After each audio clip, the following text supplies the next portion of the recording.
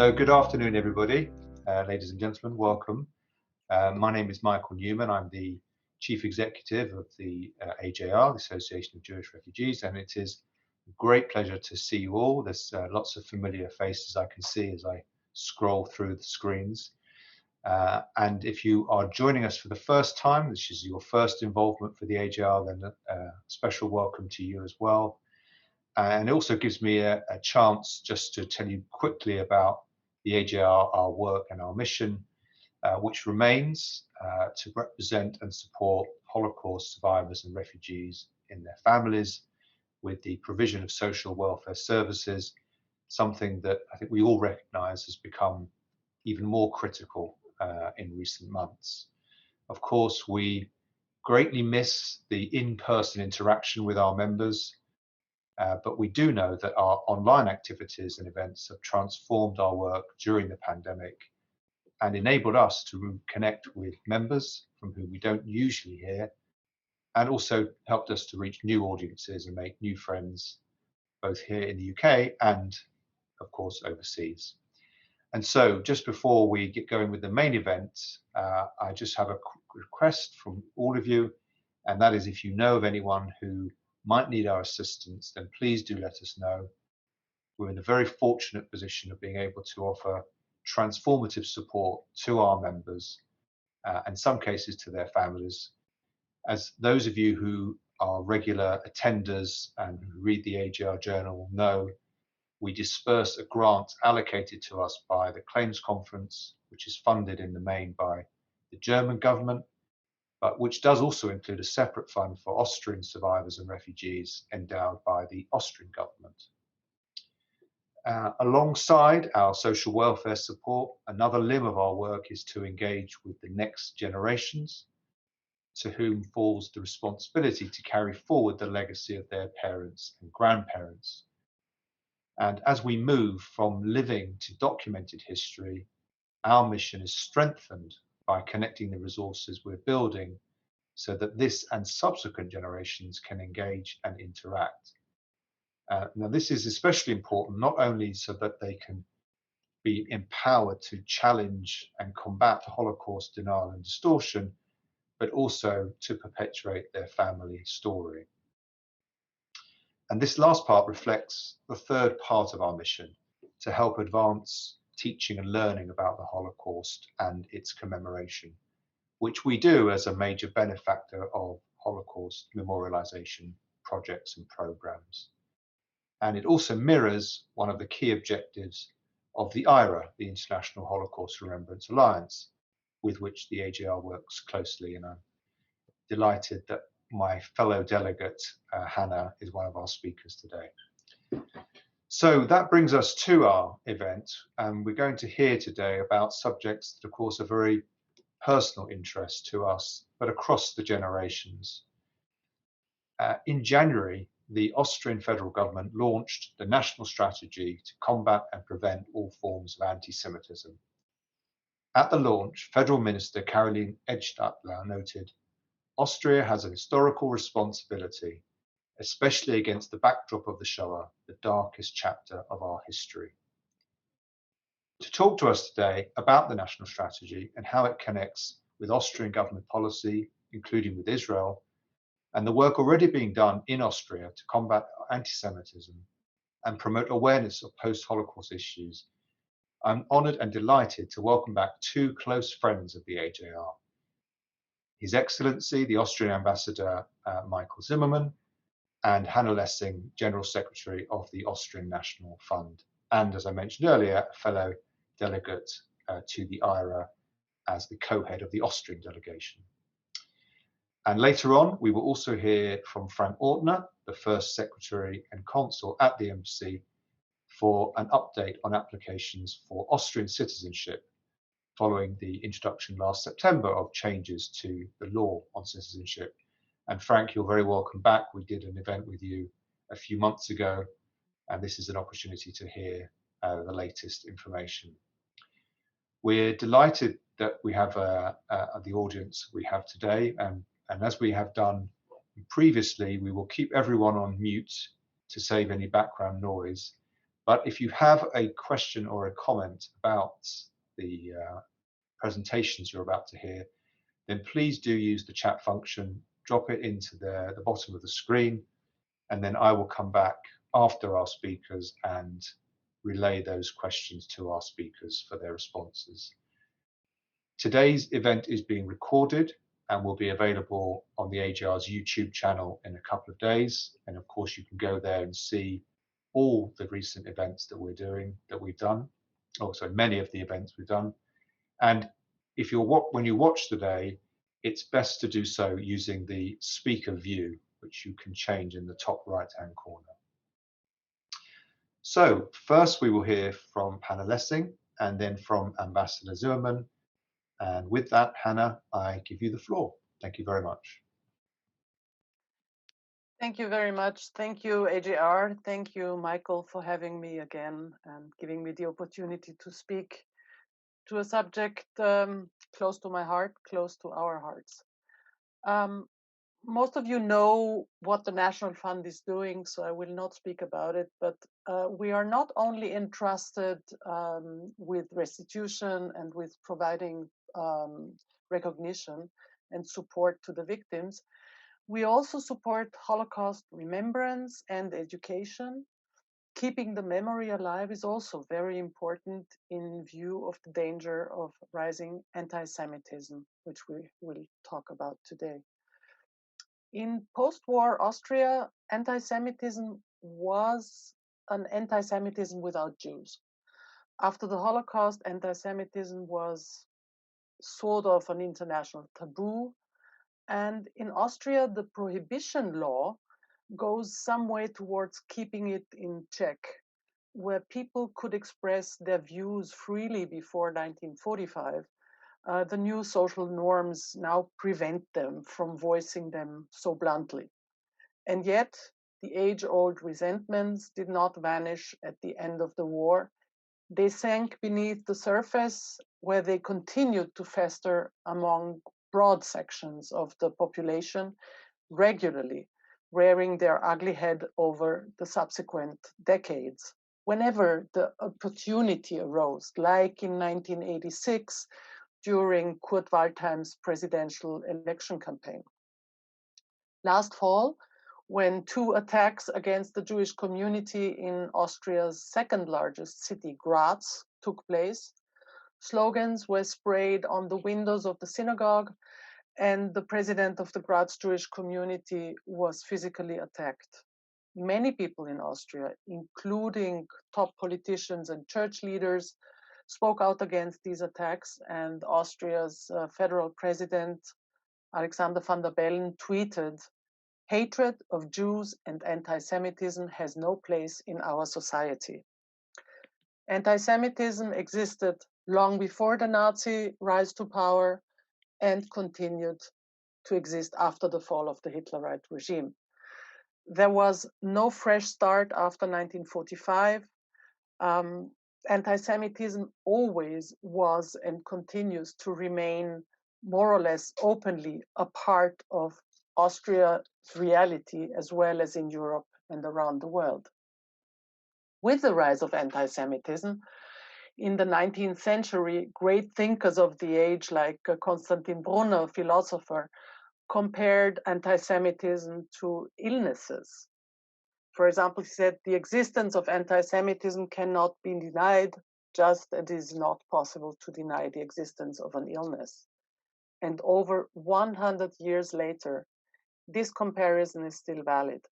In November 2018, Rabbi Arthur Schneier adopted a similar vernacular at a remembrance ceremony with survivors at the Austrian parliament, stating, "Anti-Semitism is a cancer." Then, as now, we must pay attention to the many different guises of anti-Semitism, which cannot be attributed to a single political worldview, but is a phenomenon that can be found at home in the right and on the left wing of political camps. The face of anti-Semitism changes color, it seems, like a chameleon, depending on the current political situation. In Europe, we are presently confronted with new forms of anti-Semitism, Muslim anti-Semitism, and anti-Semitism masked behind the criticism against Israel. In 2018, and I will come now to Austrian developments, the president of the Austrian National Council, Wolfgang Sobotka, commissioned a comprehensive empirical study to determine the status of anti-Semitic resentment in Austria. It was again commissioned in 2020 and presented a few weeks ago. President Sobotka said for this study, our goal is to scientifically observe anti-Semitism in Austria on a sustainable basis and to place it in a context of current developments. So the results were interesting, and I will just give you 3 examples. For example, acceptance of the culture of remembrance. 57% of the people answered they think that the level of remembrance culture is just right. The youngest respondents between 16 of age to 25 of age, 30% of them said there should be much more memory work done. And so you can see through these responses that our educational system and the civil society initiatives really have a good weight in contemporary culture of remembrance, but also in the fight against anti-Semitism. A second question was in the background of the corona pandemic. The 2020 anti-Semitism study also ascertained possible connections between anti-Semitism and conspiracy theories. You have had it in the UK, same as we did. So the results show that a high tendency towards conspiracy theories goes hand in hand with strongly pronounced anti-Semitic attitudes. And the third interesting point was media and anti-Semitism.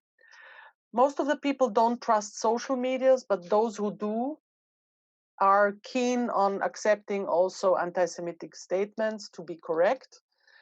And in contrast, those who trust traditional media rate anti-Semitic statements more often as incorrect. So you can see also here that the media really plays a big role in combating anti-Semitism. Michael has mentioned the IHRA, and one key point to all when we talk about anti-Semitism is it is vital that we are able to define and identify anti-Semitism, because you can only fight what you know. And so in June 2016, the IHRA resolved a working definition of anti-Semitism. And we worked very hard on it, and it was, as one of the first countries, adopted by the government in 2017. It was taken in a federal notice, and it was transmitted to Parliament so that it would be used in the fields of education, justice, and law enforcement. And with this statement, there now exists a wording that is recognized by an international forum. It will hopefully help to facilitate the creation of a universally accepted definition of anti-Semitism, and therefore identify and be better able to fight it. In 2018, during the Austrian EU presidency, there was a first council declaration by the EU Council, a declaration on the fight against anti-Semitism, which was adopted, which endorsed the IHRA definition, which was very, very recognized for us. One of the demands in this council declaration was that each country in the EU was to develop a comprehensive national strategy to prevent and combat all forms of anti-Semitism. So Austria worked in the last 2 years on this national strategy, and it was presented in January 2021 in the presence of Mrs. Schnurbein from the EU and our minister that Michael quoted before. And it was adopted, passed in the 24th of March 2021 at the National Council. They passed the national strategy against the votes of the Freedom Party. The strategy is a holistic approach that encompasses education and training, research, security, and justice, as well as integration and civil society. A total of 38 individual measures are being planned. And the funding for the Jewish community concerning security and other issues has been raised by 2 million euros. Minister for the European Union and Constitution, Caroline Edstadler, who Michael quoted so rightly before, emphasized that a nationwide effort is needed to combat anti-Semitism. Austrian Jews need sustainable prospects, an outlook for a life in peace, stability, and security. We stand at the forefront to combat all forms of anti-Semitism, she stated. Last interesting point, probably in 2021, after an amendment to the law of the National Fund, my organization will, for the first time in fall, confer the Simon Wiesenthal Prize on an annual basis for outstanding civic engagement to combat anti-Semitism and promote Holocaust education. The award is named after Simon Wiesenthal, and the president of the National Council, who is also my boss, he's the head of the board of the National Fund, stated the following: how do you fight anti-Semitism? Preferably with the truth. Wiesenthal was a pioneer there, and at a time when it was not easy. He has never given up trying to do justice to the victims by exposing the perpetrators and bringing them to justice. He has built up an incredibly broad archive, the purpose of which is to ensure that nothing is swept under the carpet. Everything on its own initiative. This is an exemplary civil society commitment. And the Simon Wiesenthal Prize wants to talk to this civil society engagement. To finish, I would like to say a few words. The past has shown where irrationality defines political thought, the seed of anti-Semitism is sown in fertile soil. Anti-Semitism is not a problem confined to the past, and for a long time now, it has no longer been latent, but obvious to anyone who refuses to close their eyes to it. I believe that in view of the present political situation in Austria and Europe, the developments in our society, especially with regard to questions of racism and anti-Semitism, must be monitored very closely.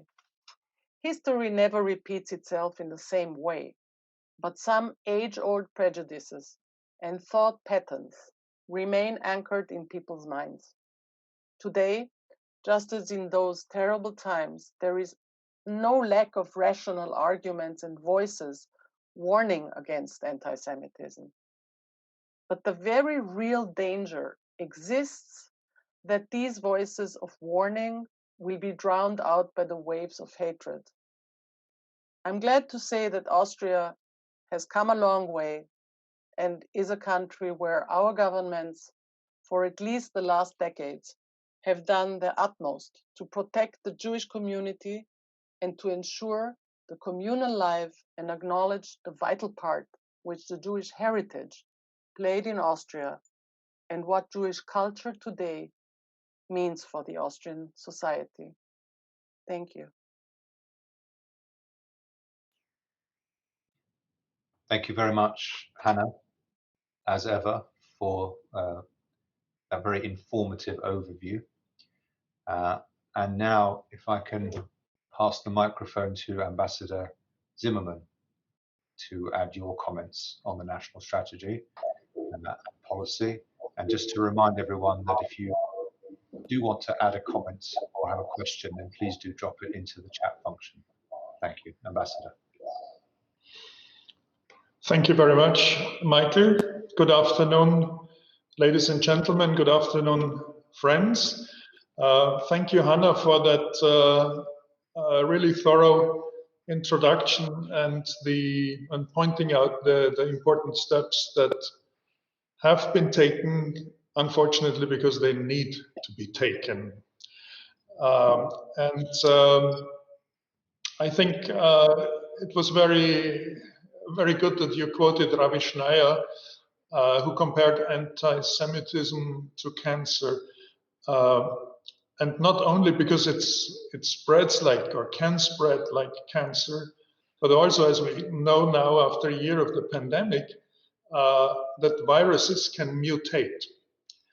And anti-Semitism is one of these mutating viruses, and it's not, and that makes the fight against it difficult in a way, because it changes its faces, it changes its supporters, it changes its language.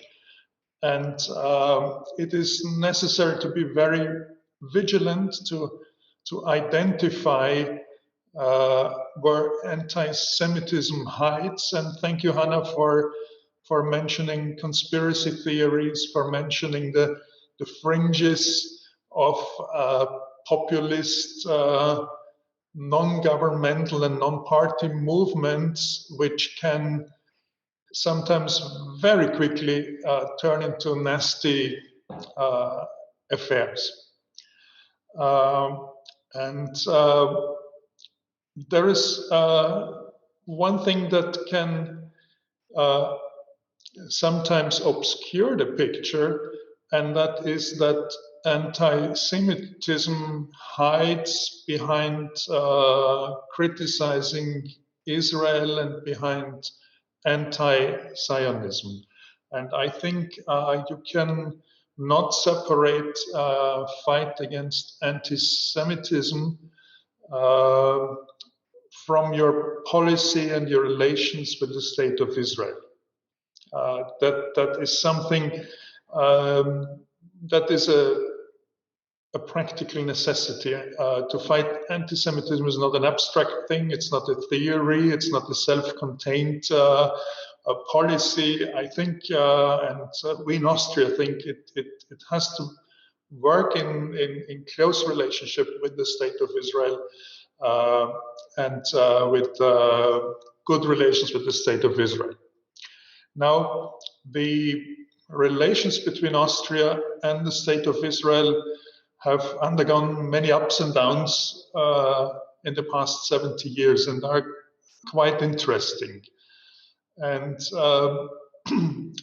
we were in the strange situation that in the 1970s, Austria had its first, the Republic of Austria had its first Prime Minister, Bundeskanzler with a Jewish background, Bruno Kreisky. And actually that was quite a low point in the relations between Austria and Israel, because Bruno Kreisky rightly in many ways tried to improve relations with the Arab world.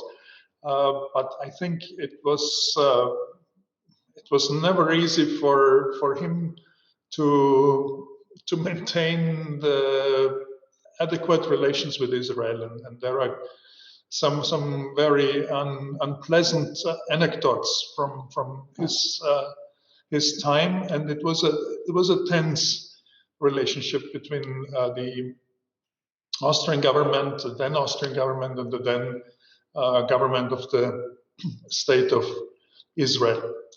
That has also to do with one phenomenon which we will see in a few minutes, and that is due to the Austrian political system, due to the Austrian party system, there are very few possible combinations for forming a coalition government, and one of these options to form a government is to include the Freedom Party. Bruno Kreisky did that used the support of the Freedom Party to establish his first social democratic movement. And that in many ways tied him down later in his politics. And the same phenomenon came up again in the early 2000s, and it came up 3 years ago. But the important step was actually done in 1993, and that was when the Social Democratic then Prime Minister Franz Branitzky visited Israel, and in a landmark speech at the Hebrew University in Jerusalem, officially and plainly and and very directly acknowledged Austria's responsibility with the Shoah and with the aftermath of the Shoah after the reestablishment of the Second Republic. And that public declaration was a watershed, and no government has ever stepped back from that. And that responsibility has been declared. We stand by it, and we try to fulfill the obligations from that responsibility. In 1999-2000, Wolfgang Schüssel took the decision to form a coalition government with the Freedom Party. The first time the conservatives, the Christian Democrats, worked with the Freedom Party, and relations with the state of Israel again reached a low point. The Israeli ambassador was recalled from Austria, and the Israeli government very much limited its contacts with the Austrian government while this Freedom Party was in the coalition government. At the same time, it was in those years that Austria laid some important institutional foundations for remembrance and for compensation and other measures to take up the responsibility. And the National Fund of the Republic of Austria, of which Hanna is very successful and very active Secretary General, the National Fund was actually established in those years. So even at the time when the official relations between Austria and Israel were not very good, the Austrian state worked further to work with the Austrian Jewish community to compensate victims of National Socialism and to increase work in remembrance and education. So there was a good foundation laid there on which many positive developments built up. And ever since, we have had good relations with Israel and a very consistent policy towards living up to our responsibility. And the next sort of quite interesting move in Austrian politics was the appointment of Sebastian Kurtz as foreign minister in 2014. At that time, I was in Austria in the foreign ministry in a position where I had close contacts with Sebastian Kurtz. I was a director general in the ministry. And it was quite impressive how Sebastian Kurtz, from the beginning, clearly supported everything to fight anti-Semitism, to improve our relations with Israel, to work with the Jewish communities. And I must say I was quite impressed. And he's from a very new generation. He's now, I don't know, 33, 34 years old. And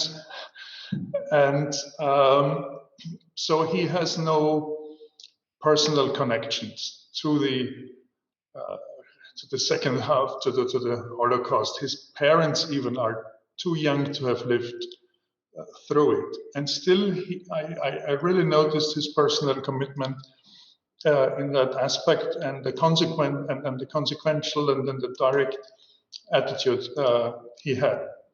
Now he then in 2018 found himself in a similar position as far as the political coalition was concerned, and to become prime minister, he entered a coalition with the Freedom Party.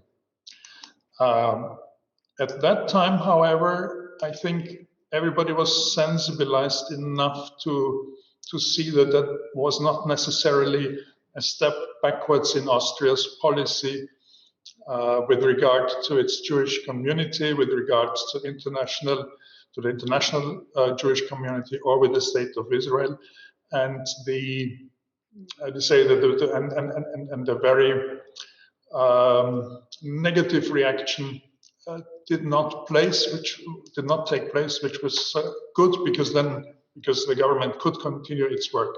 Sebastian Kurtz also very soon visited Israel, paid an official visit to Israel, and the relations actually became even better.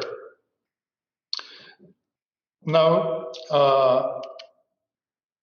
they became good on a personal basis too, and the interesting thing is that Sebastian Kurtz established a very good chemistry with Benjamin Netanyahu.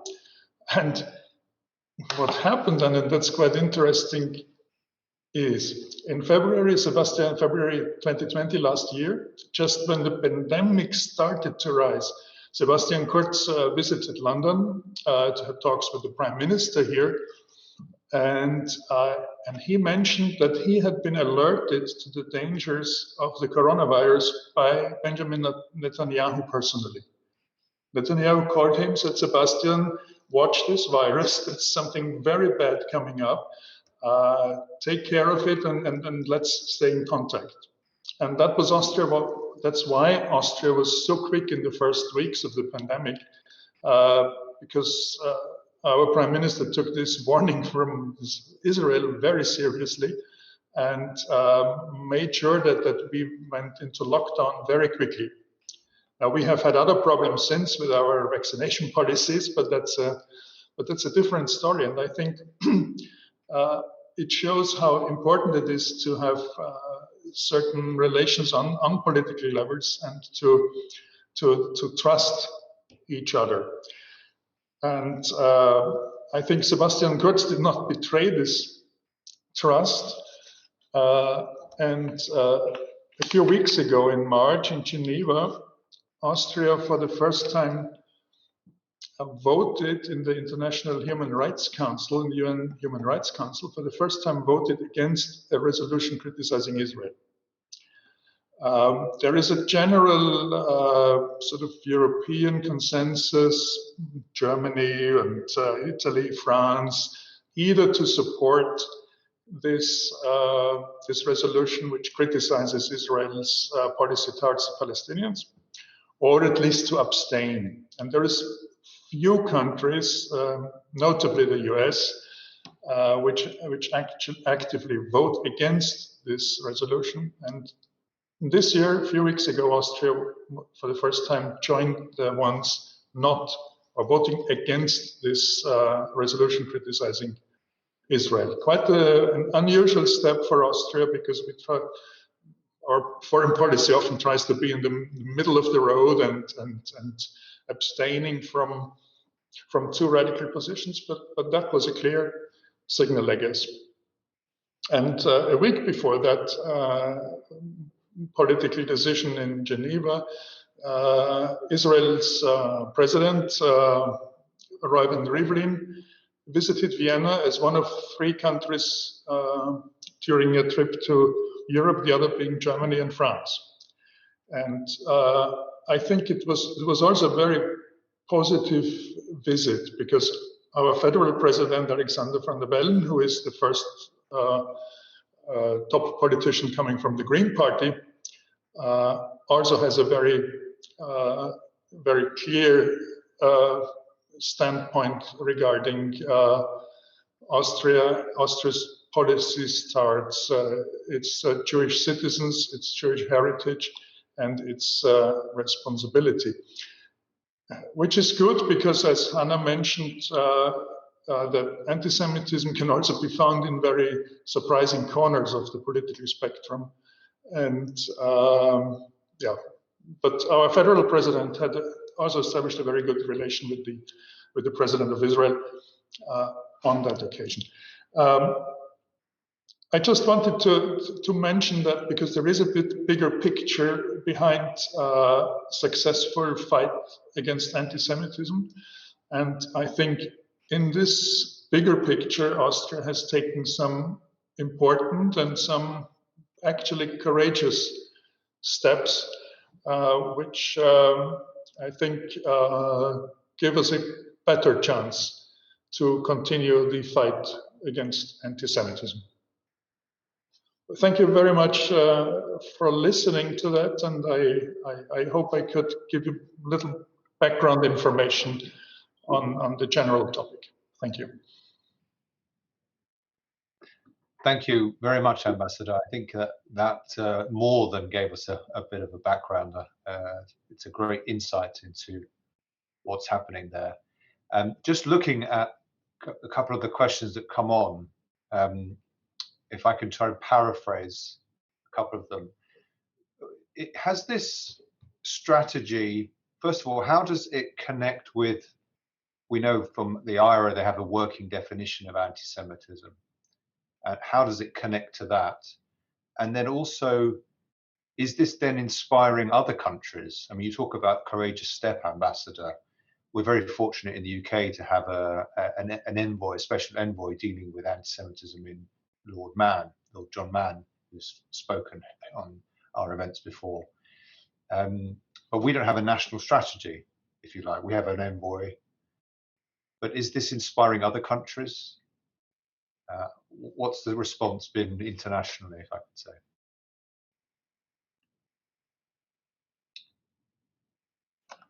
Maybe Hannah for the first part. Can you? Okay, Michael. Let me start with the second part, with the question of inspiration. Well, I think the United Kingdom is in a position where it is living an unwritten strategy and has been living an unwritten strategy since many decades. And it's certainly not necessary for the United Kingdom to take any lessons or any hints from Austria. We are know, and especially if you work here like I do, you know how much the United Kingdom has supported Jewish refugees, how high the cost was for the United Kingdom to combat the Nazi regime. And so I would take the United Kingdom not into a group of countries that can take that need to look at our strategy. But I think sort of in the closer and wider neighborhood of Austria, there is still a lot of work to be done. There are countries who come around Austria who come from a different political background in the second half of the 20th century, a nasty political background, a political background that was sort of left a lot of emotional damage with generations still living, and unfortunately a background which makes anti-Semitism a not uncommon phenomenon. And at the same time, our friends and neighbors in Europe, in Central Europe, who still carry the burden of the communist past, sometimes look at what Austria is doing, to be frankly, and I think if we can be an inspiration, good, but at least we should not be an excuse for them to do nothing. And that's important. And if the questions are asked to local governments in Central Europe, why don't we have that? Look at Austria. They just made it. Maybe it helps. I hope it helps. So I think there could be some consequences, and it could move forward the official recognition of the dangers and problems of anti-Semitism in Europe. And sorry, the first part was about the definition. I could jump in a little bit if you want. I'd like to, what Ambassador Zimmerman said, I think, first of all, it's a declaration of the EU, so every country is asked to do such a national strategy. They will have to answer why they haven't done a strategy. But again, doing a strategy doesn't mean that you really live it. Yeah, we have to be careful. Such strategies are maybe quickly written. You mentioned that you have John Mann, and I'm a big fan of his. We will have in the ministry of Caroline Edstadler a place with an envoy. It's not the same position like for John Mann, but who would be an envoy for fighting against anti-Semitism. In the national strategy, the same people, like for the IHRA definition, Martina Maschke and I were involved. It backs the IHRA definition. And as I mentioned before, there are 38 different points in this strategy. One could be maybe really interesting is also creating a research center at the university against anti-Semitism, because I think one of the issues that is unfortunately very viral in the UK are the universities with the BDS movement, etc. And this is something that we also have to watch closely in our universities. So we will install a chair at one of the universities. I just was on a podium two days ago with Viviane Teitelbaum, an MP from Belgium, and I was shocked at the situation in Belgium. It seems that the government has just decided that fighting anti-Semitism is not anymore of any governmental interest. So these countries will have to respond to this council declaration. There is a council declaration and it will have to be done. So we hope that Austria, having been here, I think the first country to come up with such a national strategy, we will give a good example of where it should go.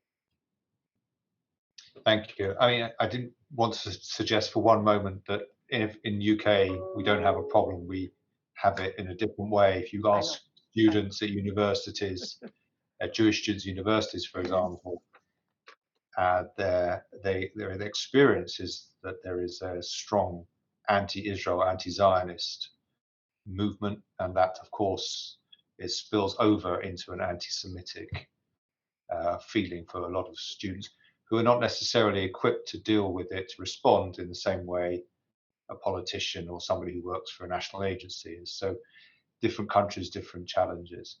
Another question that's come in, there's the national strategy, is it in response to something particular within Austria? The question asks about, of course, the history of the Holocaust, the perpetration of the Holocaust, which is different in Austria than for other countries.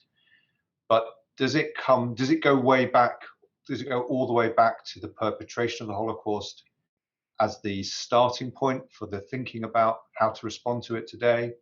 I'm thinking, for example, about the memorial that's going to be in Westminster, proposed to be in Westminster, and the advice that we've given to government to make sure they go back and explore all the dark history rather than presenting something very cleansed or redemptive narrative, because we can't escape the shared history of some of the people on the call. For example, they came from a country where they were persecuted. The country that where they came from is a different country today, but nonetheless, some of the most enthusiastic perpetrators were, of course, from Austria. So does it take inspiration from that dark history? I guess that's where its starting point is.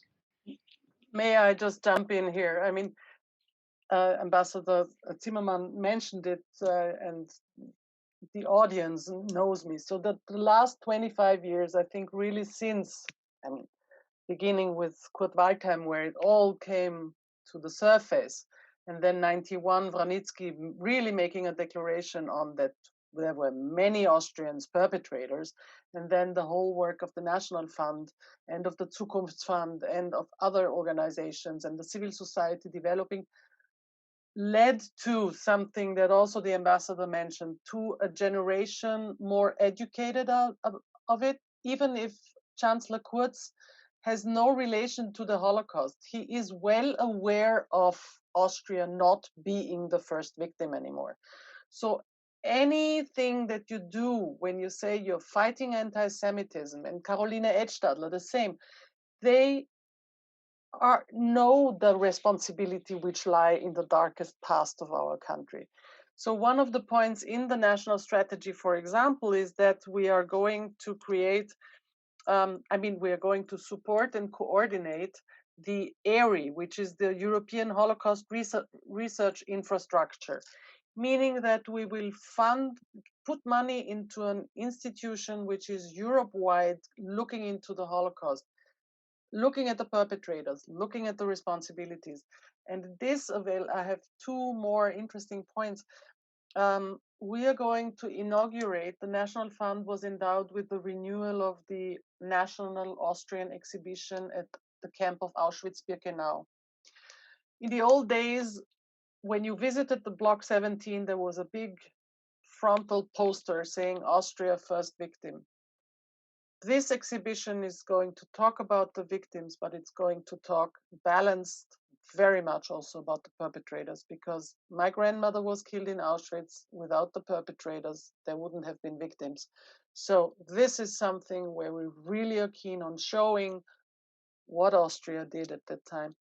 And in November, we will inaugurate something which is really dear to my heart, a memorial that I've been fighting for 20 years. An Austrian survivor living today in Canada, Kurt 20 years ago told me, Hannah, I want to have a place where I can remember my parents who were deported from Austria through Belgium to Auschwitz. And I said, Kurt, I'd love to. I would love to have a place where I can put my hand on the name of my grandmother who was killed in Auschwitz. And so finally, under the chancellery of Sebastian Kurtz, we received the funding. The city of Vienna gave us a very, very prominent place on the border of the first district in front of the National Bank.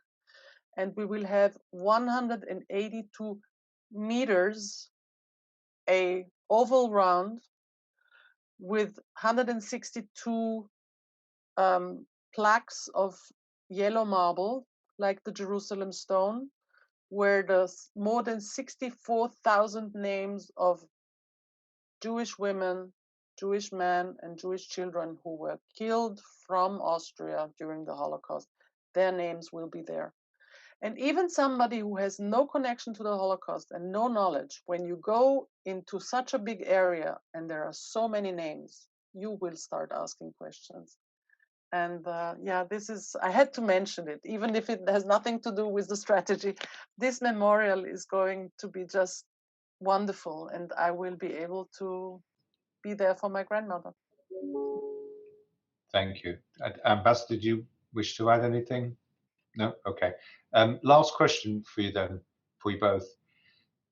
We, especially at the IHRA, are very fortunate to benefit from the social welfare fund I mentioned earlier through the claims conference, and a separate fund from the Austrian government, I think more than 15, almost 20 years, originally endowed with money from the Austrian bank settlement, and then additionally from the social ministry. And we're very fortunate because it's an additional help specifically for those Austrian refugees. We know historically that I think where the UK is third largest community after Israel and the US. Are there plans, and I have to ask, are there plans to add additional funds, perhaps because of COVID or because of the deteriorating situation of some members around the world? I know we're very fortunate to benefit from an annual grant, but perhaps you could, for the benefit of the people on the call, say something about the plans to look after the survivors. I mean, you mentioned the memorial projects. What about the actual survivors who are with us? I fear I will have to jump in again. Okay, no problem. Okay, so yes, there are talks, and I saw on the audience Markus Feuerstein is there from the Claims Conference. I saw his name before. So there are still again talks to raise again money for the Article 2B fund of the Claims Conference, which you are dispersing through the IHRA. My organization, the National Fund, has the possibility to pay out social payments up to 3 times the amount that was awarded a one-time payment of like 5,000 euros. And right now we are trying to change our guidelines so that we can even make a 4th payment to people who have already received 3 payments of the National Fund. Because, as you say, the COVID situation has been very, very hard on many people. I mean, it has been hard on a psychological basis because I traveled today, 15th of April. Michael, you might have seen it on Facebook. My friend Heidi McKinley, who lives in Albany. Since 20 years, I've been traveling either to Albany or she to Vienna to have her birthday. Yesterday, she turned 101.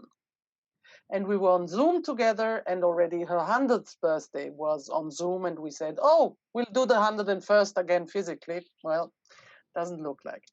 So it's not only strenuous on the contact that we look to have with the survivors, but also we know that many have issues with medication, with care, with anything.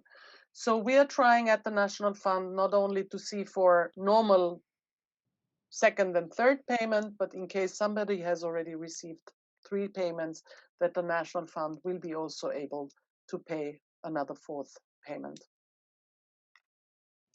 Well, that's very, very welcome news. And obviously we look forward to hearing more, and as and when we receive any more information, we are ready to reach out to our members, beneficiaries, and assist them with that. And as I mentioned, we continue to be grateful. Yes, I saw Marcus also from the Claims Conference, which has done a tremendous amount to ensure that we get a grant each year, which I can tell you as part of the wider grants we're dispersing has a transformative effect on people, enabling many of the most frail, vulnerable people to live at home in dignity and security and safety. So it's all very, very beneficial. I'm very conscious of time, and I know I wanted to bring in Frank Ortner, the first secretary and consul from the Austrian Embassy as well, to talk about the status of applications for citizenship. So thank you very much for Hannah and Ambassador Zimmerman for your contributions, and please do stick around for as long as you can. Frank, just before I pass over to you, just a quick, I suppose, recap. We're talking here about the law of September that came into force in September 2020, providing greater opportunities for the descendants of Austrian survivors and refugees to be eligible for Austrian citizenship. And of course, this is a subject we've explored extensively within the IHRA. It's approaching almost exactly 5 years. June 2016 already was the referendum. We know how that ended up. And I think if I get the sense of the mood of the audience here, there was a response to it in that a lot of people have expressed an interest in applying for Austrian, as they have been for German and other European Union citizenships. Frank, perhaps you could just give us a very brief overview of well, I suppose the origin as a way of the background, but where we're up to, the numbers of people applying, and the process in general. Yes, hello. Good afternoon, Michael. Good afternoon, ladies and gentlemen. Good afternoon, Marcus, who is a very good friend. I met him in Buenos Aires, which was my last posting. I didn't know he's here, Marcus Feuerstein I'm talking about. Well, for those who didn't listen last time, I was invited to talk about the amendment to the Citizenship Act. I would like to just recapitulate what this scheme means. It has become much more easy and less bureaucratic to become Austrian if you are a descendant of an Austrian refugee, not only Jews, but mainly Jews. And most of all, many more people are now eligible to become Austrian than it was before without this amendment to the Citizenship Act. If you are completely new, for those in the audience who are completely new to this topic, I would like to draw the attention to our website, and you will find a lot of information to it. If you feel that you are perhaps a descendant of an Austrian refugee, please take a look at our website. There is a good possibility that you become Austrian. And of course, the intention of this Citizenship Act amendment was not to make it more easy for British citizens to get an additional European citizenship because of Brexit, but it is a coincidence that resulted in a large influx of declarations. They are not applications. I want to mention those people are not applicants. They are having actually the right to become Austrian. They don't have to apply for it. So they just make a declaration. And I want to give you the numbers as of yesterday evening. So far, here in London, 2,764 people filled out the online questionnaire and showed their interest in this scheme. We have received exactly 1,900 declarations as of yesterday evening. Now it might be 1,920 already at the moment, I think, which is the largest number worldwide. Compared, it is even more than my colleagues in Tel Aviv or in New York have received. At one point, more than half of our declarations were received in London. Next number is that we have already received 694 positive notifications on the citizenship, which is, I think, also the highest number. I'm not really sure, but I think it is also the highest number of any other embassy worldwide. And 212 of those notifications are already reconfirmed by the declarant. That means those are ready for applications for passports and certificates of citizenship.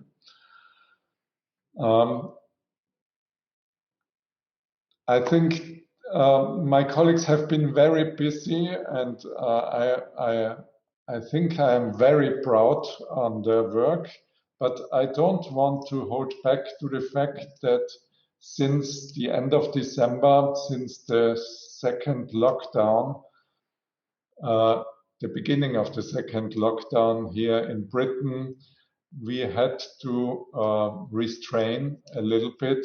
It was only possible to have one counter open for many months for us, and so we could accept these declarations only via post for some weeks and months. And now we are facing a backlog, but I'm happy to say that starting from next week, we will almost be working in full force again.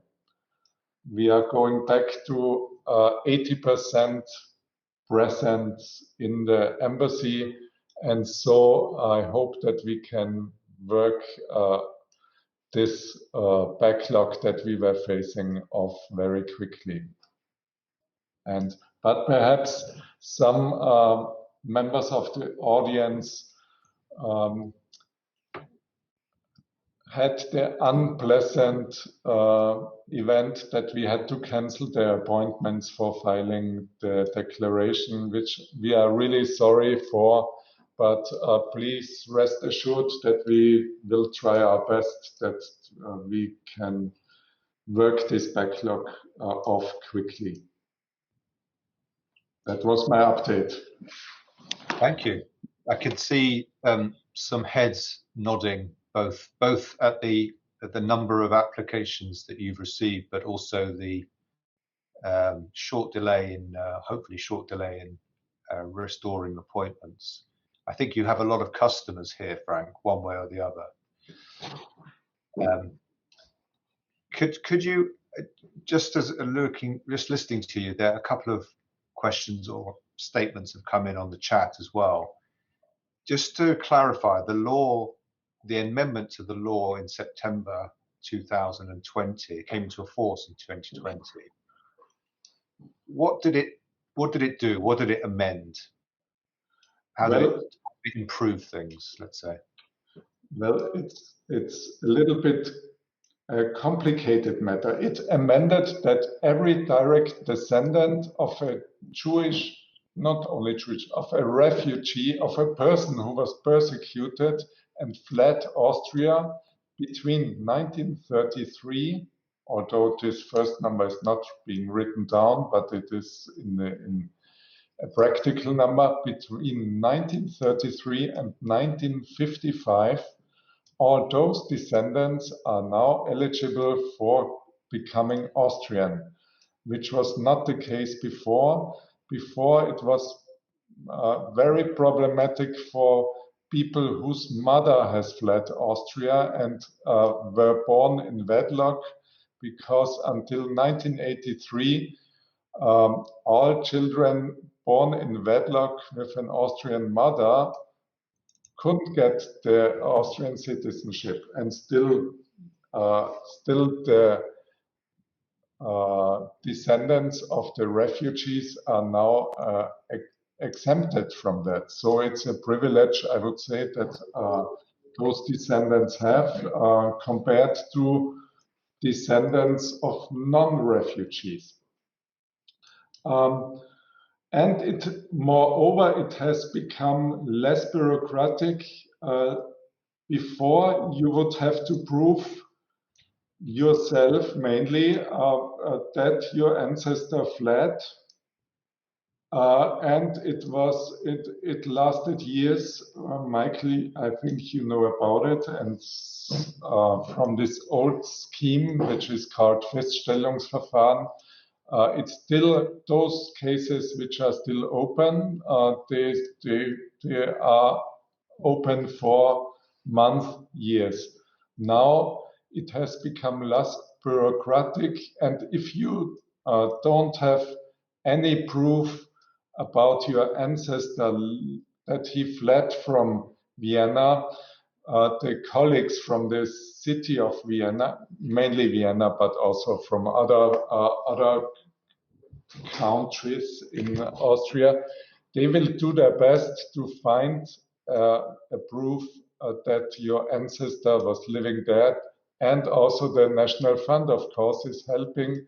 I think the Israelitische Kultusgemeinde will help there quite good archives in Vienna, and a team of historians was employed just to help those descendants who don't have a good proof if the parents, grandparents, or grandparents even were living in Vienna at that time, at what time they fled. And I think the results are striking because from 1,900 declarations that we have received so far, I would say almost 700 were resulted in positive results. Is a very quick response, I would say, compared to what it was before. And what's the likely time frame? Oh, sorry, Hannah, I'll just bring you 1 second. Is there a time frame for working through the 1200? Hannah's nodding, so she probably has an answer as well. Well, perhaps Hannah knows more about it. Well, it's by law. It's an administrative law that it's 6 months, but it will not be possible to make it 6 months. That's the problem. The time frame is going to be, we are right now in the middle of assessing our need for new historians, because also the National Fund is totally overwhelmed with the work, because we are getting the difficult cases where you don't have documents whatsoever, not in the Austrian archives. So we are being asked to look in the other archives. And I just wanted to mention for a second one group which is very dear to me, which was added in the new citizenship law, is that of the group of the people who survived the concentration camp, then coming out of the concentration camp, instead of moving on somewhere, went home and went to Austria. And there they were faced with a very negative society. Nobody wanted those concentration camp survivors to come back to Vienna. There were no jobs for them. There were no apartments. When they knocked at their old door of the apartment, they were told, oh, Hitler didn't kill you. So it was really a very difficult time. My father came back in 46 and it was awful. And some in 47 or 48 or even till 55 decided, I cannot stay in Austria, and moved on. Later on, when they wanted to get the Austrian citizenship back, they were told, well, you didn't leave during the Holocaust. You left afterwards, so you're not entitled. And this group, for me, is a very symbolic group. It's not a big group, but they are also now included to regain for their descendants the citizenship. Interesting you mentioned the survivors, because I don't know if she's still with us, but one of our members is one of these famous examples of babies being born during the war. And in her case, although her mother was deported originally from what was Czechoslovakia, she was born in Mauthausen. So she becomes eligible? That's exactly one of these points which are very difficult, because she was not born as an Austrian there, but if she was born in an area which counted before as Austrian, it might be possible. These are exactly those cases where we have to look into them. Yeah, okay. And is there any eligibility for spouses of eligible dependent? No, Michael, it isn't. I just want to say thank you to Hannah for what she was mentioning before. But for spouses, there is no eligibility, and only descendants of refugees are eligible. Direct descendants, so children, grandchildren, adoptive children, I want to add, yeah. And is there any, Ambassador, you wanted to say something? That sounded too harsh to me, because there is eligibility possibilities, which involve a certain time of residence in Austria and certain other conditions. So that it's not to say that the spouses cannot become Austrian citizens, but they have to go through a more regular channel than the direct descendants. But it would not be fair to say they are excluded, but they do not enjoy the same sort of easier access that the descendants themselves have. So we should say not priority access through this.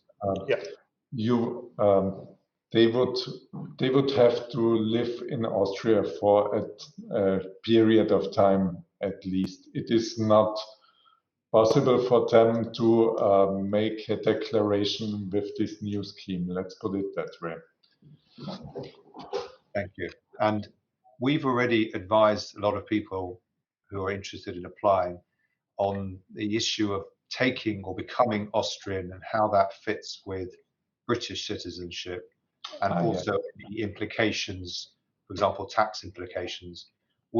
Our advice has been there is no impact, there are no obligations, it's just an extra document. You receive an extra citizenship. Well, thank you for asking. It's what we are being asked many times, and it is also sort of a privilege that those descendants are having. The double citizenship is no problem. It is no problem from the British side, and neither from the British nor from the Austrian side. You can have both passports. Let's put it very clearly in one line. For other Austrians, this is a problem. Becoming British, you would normally lose the Austrian citizenship, and before becoming Austrian, you would have to renounce your British one. But that is not the case with this amendment. And well, there are no tax obligations at all, as long as you don't live in Austria more than 183 days a year, as far as I'm informed.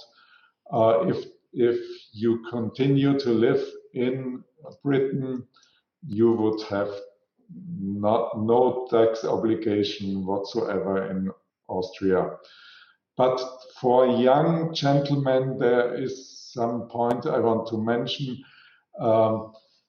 Young males between the age of 17 and 35 would have to make the military service, but not as long as they continue to live in Britain. Only if they move to Austria and, let's say, to start university studies there, then they would be invited for making a medical check. If they are healthy, they would have to make a military service at the Austrian army.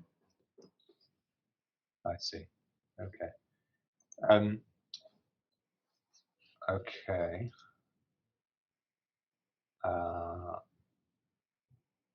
I'm afraid we can't unmute people because of the way the system is set up today, but I know, Kurt, we've been emailing you separately, so let's carry on with the email with the questions, if that's okay with you.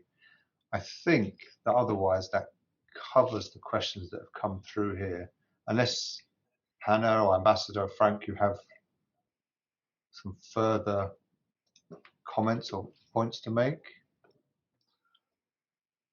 No, I'm sure I forgot many things to tell about the citizenship law, but Hannah, I think, is having some.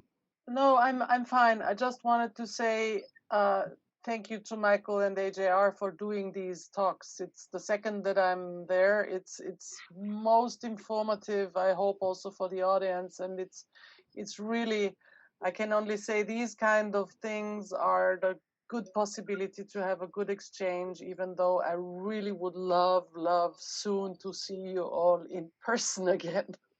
So thank you really for having us. Well, I think everybody heard that very clear. We're all invited to Vienna, where Hannah, yeah, Hannah I mean, I had in the chat a few asking about the inauguration, the unveiling of the memorial. So I hope that we will all be able to travel and to come. From your mouth. Yep, yep, absolutely. Amen. Okay, thank you. And thank you to everybody who Michael? submitted. Yes, Ambassador, of course.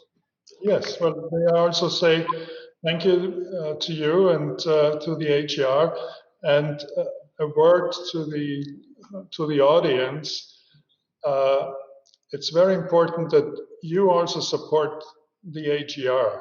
We need to work with institutions. It's very difficult to treat all individuals, and IHRA and other organizations are doing great work. They're very good partners, and really support them as much as you can. The numbers may be dwindling, but I'm sure together we will find new supporters of the scheme. Those descendants, for example, who now become Austrian citizens, and I think they should give something back by supporting organizations like the IHRA. And I'll be happy if at some stage I can see some of you at the Austrian Embassy again. I really don't know when that will be, but we are also very happy to engage with you virtually through the IHRA and our friends there. Thank you very much. Well, thank you very much, Ambassador. That's very kind of you, and as indeed has your hospitality been over the years as well. Apologies. And a plug. From the end of May, there will be a Kindertransport exhibition at the Austrian Cultural Forum. So don't miss that. The Cultural Forum is very eager to open its doors again, and it will do that with a Kindertransport exhibition. So that's certainly an event not to miss. You'll find everything on the website of the Austrian Cultural Forum London. Thanks. Excellent. Well, that's great. And my colleague Susan, who's with us as well, also produces our newsletter, and that's the sort of thing that we can include in there happily for you. And apologies, I know there's some other questions. I haven't quite asked them exactly the way that people ask the questions, but I try to interpret them. Of course, we're always available afterwards. If people have other questions, you can, of course, be in touch with us. And I'm just quickly going to take the opportunity whilst everybody's here to post into the chat function another event that we're doing this Sunday, which is an event to commemorate the 60th anniversary of the Eichmann trial, which the anniversary was just this week. So it's an event we're broadcasting on Sunday evening with a partnership of a New York-based organization. So please do pass on that link to everybody that you think might be interested in seeing that event. And let me put it in here. And thank you again, Ambassador Zimmerman, and to Hannah and to Frank for your highlights and your insights today. We're always very welcome. And thank you, everybody, for joining us. And we look forward to seeing you at future events. Stay well, keep safe, and see you soon.